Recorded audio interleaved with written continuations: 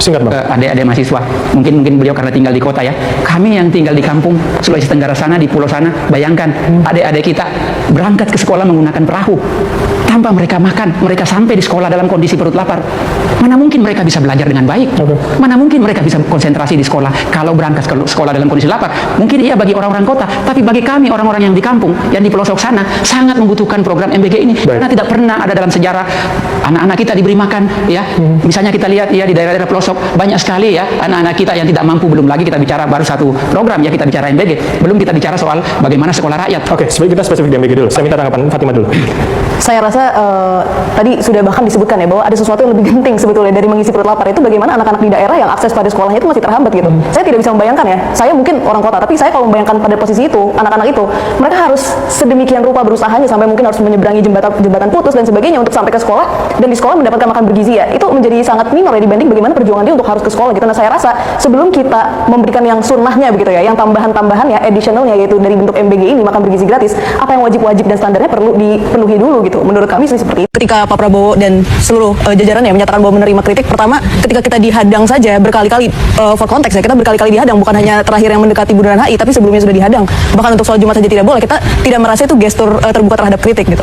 Dan yang kedua yang ingin saya katakan adalah presiden itu tidak dipilih oleh rakyat dengan ekspektasi bahwa beliau tuh akan berterima kasih saja ketika dikritik gitu. Apa sih yang rakyat inginkan? Rakyat tuh inginnya ketika ada sesuatu hal yang disampaikan oleh mereka, ada hal yang Pak, Anda mungkin salah Pak, kita tidak ingin seperti ini, dijawab dong oleh presiden gitu. Harapan rakyat itu seperti itu. Apa versimu Pak Presiden? Maka presiden menjelaskan ini begini, untuk isu ini begini. Bukan ada isu diterima, oh terima kasih loh. Ini dipilih 58% yang dibanggakan dari dulu, tapi ketika rakyatnya itu punya pertanyaan, punya aspirasi, hanya terima kasih, tidak ada output gitu. Kalau hanya terima kasih itu kalau kita habis scan QRIS Pak, itu ada terima kasih otomatisnya. Kita nggak perlu presiden gitu kalau hanya untuk mengatakan terima kasih ya. Presiden itu untuk menyampaikan solusi, dan rakyat itu berhak tahu ketika presiden mengalami hambatan, itu tidak boleh sembunyikan. Itu yang kita rasakan sekarang. Kenaikan harga BBM yang non subsidi itu adalah pilihan yang sangat terpaksa gitu. Nggak ada, kalau seandainya kemampuan fiskal kita untuk menahan itu mungkin masih bisa kita dorong. Tetapi itu sudah termasuk kompensasi energi sudah menyerap sangat. Berarti fundamental ekonomi kita memang ada masalah. Saya bukan ahlinya, Bang. Argumen bahwa oh ini terpaksa segala macam. Saya mungkin di sini ingin mewakili teman-teman yang di bawah ya, untuk menyampaikan bahwa sebetulnya disitulah justru yang membuat kita ini semakin marah gitu. Karena oke, kita punya presiden dengan segala jajaran yang bertambah itu posisi-posisinya. Kita tentu mengekspektasikan negara yang stabil yang bisa membuat kita makmur gitu. Tidak ada kata terpaksa. Semua sudah dijajarkan dengan begitu banyak posisi-posisi yang bahkan baru gitu kan. Itu pertama. Dan yang kedua, kita juga jadi mempertanyakan gitu, uang kita ini dipergunakan sebegitu besarnya untuk MBG dan dikorupsi, dimaling, dengan yang melakukan itu adalah ketua-ketuanya gitu, 3 orang kepala-kepalanya gitu. Ditangkap, uang kita diambil ke sana dengan budget yang sebegitu besar setiap hari, tapi tiba-tiba pemerintah mengatakan kita terpaksa harus menaikkan BBM, kita lagi yang menanggung. Jadi kita harus seperti subsidi silang untuk korupsi mereka yang menjalankan proyek ini gitu. Nah ini yang sebenarnya menyakiti hati rakyat. Berkali-kali mencalonkan diri, kita merasa punya ekspektasi bahwa Pak Prabowo ini akan sangat respect gitu kepada rakyat yang sudah berkali-kali dia janjikan. Dan kalau kita ingat mungkin ya, dalam berkali-kali Pak Prabowo mencalonkan diri itu dia menjanjikan kepada berbagai macam kelompok rakyat juga gitu. Nah sehingga kita bisa asumsikan bahwa Pak Prabowo ini telah berjanji pada seluruh kelompok yang ada di Indonesia gitu, dengan berbagai keanekaragamannya begitu ya. Nah tapi yang kita lihat adalah dalam statement-statement Pak Prabowo itu seringkali membuat rakyat itu sakit hati. Bagaimana mungkin tidak sakit hati? 58% orang memilih Pak Prabowo, tapi Pak Prabowo ketika menghadapi kritik di podium gitu ya, dijadikan bahan untuk mengekspresikan hal-hal yang seperti bercandaan dan seperti tidak respect begitu, dan menyampingkan orang-orang yang memberikan kritik, dibilang antek-antek asing dan sebagainya. Nah ini yang kita pertanyakan dari seorang presiden gitu. Nah terutama kita juga melihat bagaimana Pak Prabowo ini pada poin yang berikutnya ya, bahwa dikatakan tadi juga sudah dikatakan bahwa oh Pak Prabowo ini terbuka terhadap kritik dan sebagainya, tapi ketika kita aksi ada TNI yang turut untuk mengawal gitu ya demonstrasi kita, dan perlu dicatat bahwa ini adalah sesuatu alarm gitu ya bagi bangsa kita, bahwa turunnya TNI untuk menghadapi demonstrasi ini pertama kali terjadi pasca reformasi, dan terjadinya ketika Pak Prabowo menjadi presiden.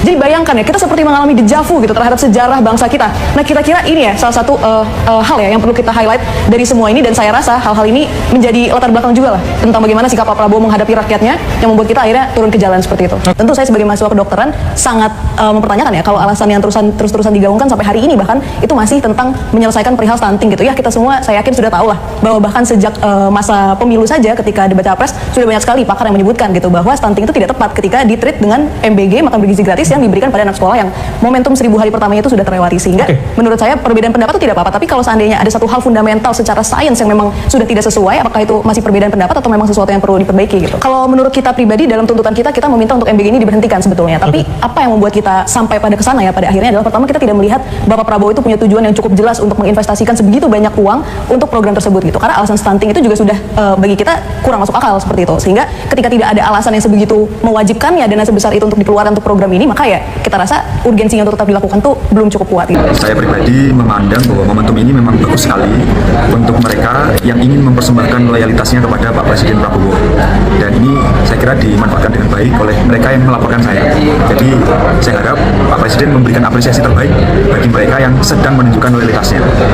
Saya pribadi akan tetap fokus untuk melakukan hal-hal yang substantif dengan tetap tentu kooperatif. Apabila kita dipanggil pihak kepolisian, ya kita akan datang.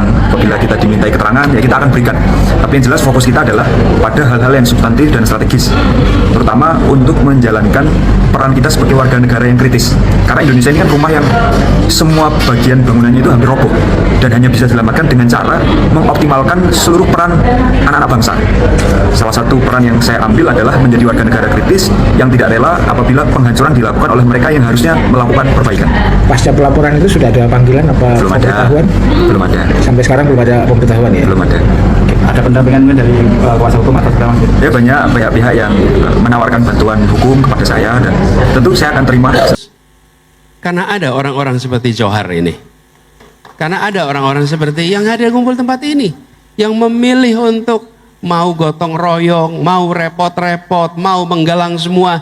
Itu yang membuat saya tetap dan makin optimis tentang masa depan Republik ini. Jangan habiskan energi kita membicarakan orang-orang yang merusak.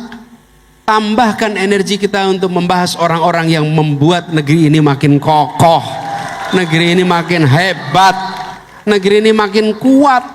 Bicarakan mereka. Saya termasuk sering mengatakan dulu ketika saya tugas di kementerian, saya sering bilang sama guru-guru, jangan masuk ruang kelas itu, kecenderungannya apa? Ketika guru masuk ruang kelas, dia cari mana anak yang bikin rame di ruang kelas ini. Mana anak yang bikin onar di ruang kelas ini. Lagi-lagi yang diperhatikan yang bikin masalah. Bisakah guru masuk ke ruang kelas sambil tanya, mana yang berprestasi A, mana yang berprestasi B, mana yang berprestasi D. Berikan perhatian kepada mereka yang berprestasi di ruangan itu. Jangan terbalik. Teman-teman sekalian, itu yang membuat saya optimis. Saya keliling ke banyak tempat. Allah takdirkan dapat kesempatan ke berbagai wilayah di Indonesia. Dan ketika saya berkumpul, ketemunya dengan siapa? Dengan orang-orang yang ingin Indonesia lebih baik. Orang-orang yang ingin Indonesia lebih adil. Orang-orang yang ingin Indonesia lebih makmur. Karena itu saya selalu merasakan saya mengalami charging. Apa charging itu? Nge-charge tuh. Yang nge-charge siapa? Bapak Ibu semua ini yang nge-charge nih. Datang tempat di charge, datang tempat di charge. Jadi ini bukan baterainya kuat, baterainya di charge terus. Di charge-nya lewat apa? Lewat pertemuan-pertemuan dengan orang-orang baik yang ada di seluruh negeri ini. Jadi saya datang ke Bandung rasanya kayak di charge. Datang ke Cirebon rasanya kayak di charge. Saya datang ke Maluku kayak di charge. Datang ke Banjar kayak di charge. Gimana-mana saya ketemu dengan orang-orang yang mengatakan tadi, Pak, bagaimana memerangi koruptor? Pak, bagaimana kita membereskan soal meritokrasi? Saya nggak ketemu dengan orang-orang, Pak, bagaimana kita bisa korup lebih banyak? Nggak ketemu yang begitu. Saya ketemu, Pak, bagaimana kita bisa ngakalin aturan ini? Nggak ketemu yang begitu. Betul nggak, teman-teman? Jadi Bung Johari itu yang buat kita optimis. Jadi tanyakan pada orang-orang lain, kenapa Anda pesimis dengan Indonesia? Karena saya tetap optimis dengan Indonesia. Jadi itu kita jaga, teman-teman.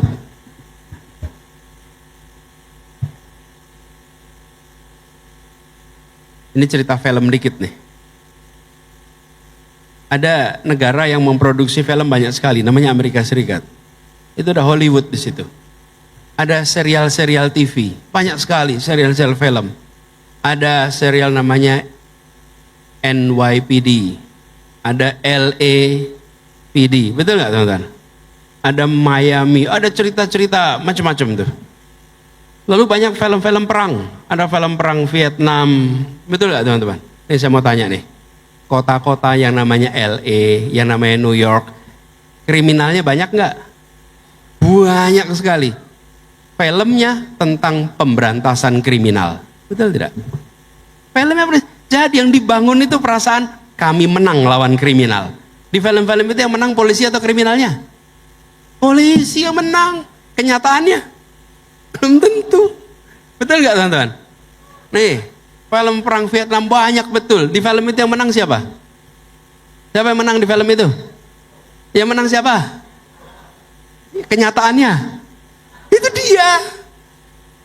Dibangun gagasan optimis bahwa ya kita berhasil, ya kita kuat. Indonesia jangan ikut arus orang-orang yang memangkas percaya diri Republik ini. Jadilah orang-orang yang menumbuhkan percaya. Halo teman-teman, jumpa bersama saya di Politik Dangi. Ya, ini menarik sekali teman-teman. Bagaimana ya akhirnya muncul ya Tio baru. Kalau kemarin-kemarin viral ya kan, Tio Ardianto mantan BEM UGM. Nah, kali ini dari Universitas Indonesia atau UI teman-teman, viral juga Fatimah Az-Zahra yang betul-betul sangat berani, sangat vokal, sangat luar biasa lah pokoknya. Kali ini Fatimah Az-Zahra ini ya memberikan kritikan ya kepada penguasa teman-teman ya, terkait dengan program-program. Yang menarik adalah ya bagaimana video di depan ya Fatimah Az-Zahra ini sedang berdebat dengan seorang anggota DPR. Dan kalau kita lihat profilnya teman, beliau ini adalah kadernya Gerindra ya. Bagaimana ia ya pastinya membela program MBG ya kan, yang katanya orang di kampung sulit makan dan sebagainya. Nah, yang menarik adalah ketika jawaban-jawaban daripada Fatimah Az-Zahra ini yang sangat keren teman-teman. Fatimah Az-Zahra sangat luar biasa ya, bagaimana ia menjaga tutur katanya, public speakingnya yang sangat keren, sangat tertata, rapi ya kan, tidak terpancing emosi ya kan. Bahkan Fatimah Az-Zahra ya ini kurang lebih teman-teman ya seperti Tio Ardianto yang betul-betul ya terlihat sekali kualitas mereka dari bagaimana mereka berbicara ya kan. Ini berbeda jauh dengan mahasiswa yang pernah diundang oleh Gibran ke istana, ternyata adalah seorang BEM ya salah satu universitas, dan akhirnya kan ketahuan menerima uang dari oknum teman-teman, sehingga bahkan ia dinonaktifkan dan di sidang oleh mahasiswa-mahasiswa lainnya ya kan. Ini berbeda jauh, dan inilah kenapa seandainya pada saat itu yang diundang adalah Fatimah Az-Zahra atau Tio Ardianto ya, ini sangat luar biasa, pasti viral sekali teman-teman. Fatimah Az-Zahra ini ya seorang mahasiswa yang sangat luar biasa menurut saya ya. Bagaimana di tengah isu saat ini ya, banyak misalnya kritikan-kritikan yang diberikan kepada pemerintah, tentu tidak mudah di era sekarang walaupun ini demokrasi ya kan. Tapi saya yakin bahwa mereka anak-anak muda ini adalah generasi emas Indonesia ke depan ya, calon-calon pemimpin masa depan yang sangat kritis, yang sangat luar biasa. Bagaimana menurut kalian teman-teman? Kita diskusi di kolom komentar ya.